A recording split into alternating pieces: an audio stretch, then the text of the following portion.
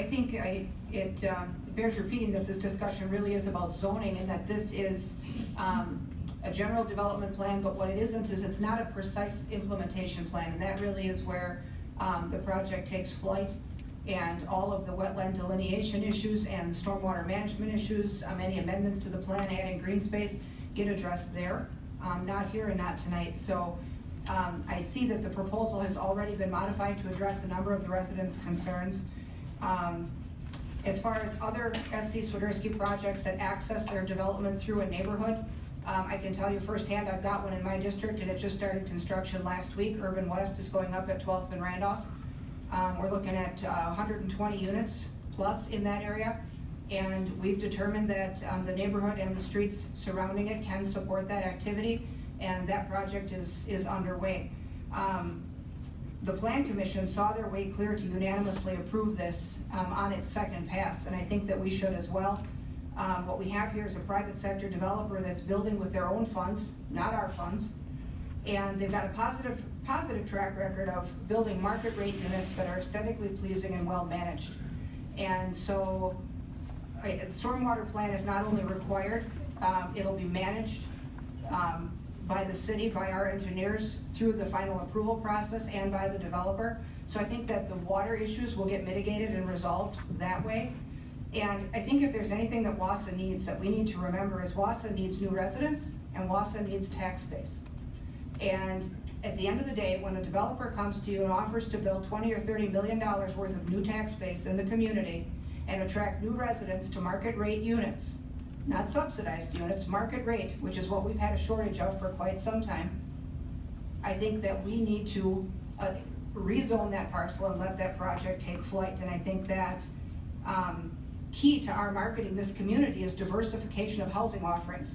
We've been saying it in economic development, Chris Schock's been saying it in the media, and we need upscale market rate rentals, and we need a lot of them to house the workforce that we're looking to attract, and we're looking to attract a population that does not necessarily want to be chained down to home ownership. And yet they're also not looking for subpar rentals, and they're not looking for mediocre rentals. So, you know, I think this would fill that niche for us, and I'm going to support the rezoning. I think the plan's been amended, it's been downsized. There's a lot of green space, and even walking trails now proposed within their path or within their plan that really almost looks like a village. They really are creating a dynamic within the development that allows amenities for their residents to navigate the neighborhood and navigate the development and really create a home environment there. There's a lot of green space. This is not concrete jungle, it's not all blacktop. And I think in terms of aesthetics and management, I think that they're up to the task. So I'm going to vote for it. I hope everyone else does. Again, reiterating and adding to some of the things that Ms. Rasmussen just said, this is to change the zoning. It's to change the zoning to allow them to develop a specific, precise plan. This is a company that is proven. They're listening to what we have to say, what the residents have to say. But unless we give them the support of rezoning this, so that then they can start addressing all the individual things, it's just like Thomas Street. Once we had a precise plan, they could go to the individual concerns. We could widen it, shorten it, straighten it. They would be able to address every one of these concerns, whether it's the water, whether it's the wetlands, whether they're not going to be able to violate the wetlands rules. If there's people running stop signs down there already, and that the traffic is heavy and dangerous now, we need to address that through the policing of it. Whether or not 68th goes through, or there's only an entrance from 72nd, those are things that are addressed in the precise plan. We can vote for this evening and change the zoning, and then if it doesn't, the precise plan doesn't meet what we want, we get another decision. We can vote it down. We can vote for them later. We can make suggestions to see if they meet our requirements, the people's requirements. But unless we vote in favor of this now, give them the opportunity to address all these individual things. Maybe having a good stormwater plan in this development will help clear up the wet backyards in the other development that the other contractor or developer maybe didn't have a good plan going in. Swiderski's a good company. We have to give them the opportunity to prove that they're good for the city of Wausau.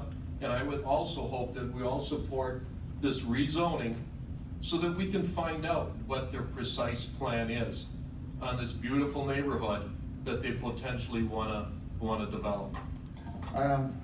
Well, I appreciate the sentiments that we've been hearing here tonight. And I appreciate the developer, and I like the looks of the project. I'm going to cast a dissenting vote tonight, and I guess it'll very likely be a symbolic one, because I wanted to keep alive the acknowledging that there are some big issues tied to not the project so much as the location, whether or not this is a good location. In terms of things like ingress and egress, there's not a lot of options out there. And when there's not a lot of options, you end up maybe, in the case of flooding or something, one option. And right now, that one option goes right through a very small, quiet neighborhood without the infrastructure to bear it. Yes, that may all come out at a later date and all be taken care of, but it's something I'm very concerned about. And when this comes around again for consideration in a more precise plan, I'm really going to be hoping to see dramatic solutions for some very present problems. So I will vote against it, knowing full well that I'd be in the minority. Thank you. I guess that I just want to remind us what the consequence of a no vote on principle here is tonight. I mean, if there are not enough votes tonight to move the general development plan forward so that they can start to address issues and start to do their research, there's time and cost involved for them and for us in terms of staff time and resources to get these plans going. And so if we do not vote for a general plan tonight, you may not get a precise implementation plan and you may not get a project. So these are steps that happen in order. And so if half of us decide that we're gonna vote no on principle, you may not get that second chance because the next phase isn't going to happen. We need to move this step forward so that we and they can address what needs to be addressed for the precise implementation plan, and that does come back for another series of votes. But the general plan is not the time to tank a project. So I certainly hope that we'll support this and get it moving so that we can get this stuff worked out. I'm going to be supporting this plan, and I understand the neighborhood has their issues and their worries. And I live in a neighborhood that when I bought my house 19 years ago, I was told that nothing could be built that way because it was wetlands, and it's been all built up. So, people say things that are quite true, and if there's available land, make sure, most likely it will be developed. I'm voting for this for a number of reasons, and number one is exactly what Ms. Rasmussen just said. We can't expect that this plan would be perfect right now. This is just, I do not expect Swiderski or any other person that's going to buy this parcel to put in any kind of precise implementation plan, to do the soil borings, to go through the DNR application process, to work with, or even our staff, to spend the time and money to work with them to decide this, if then we come back and say we're not gonna zone it anyway.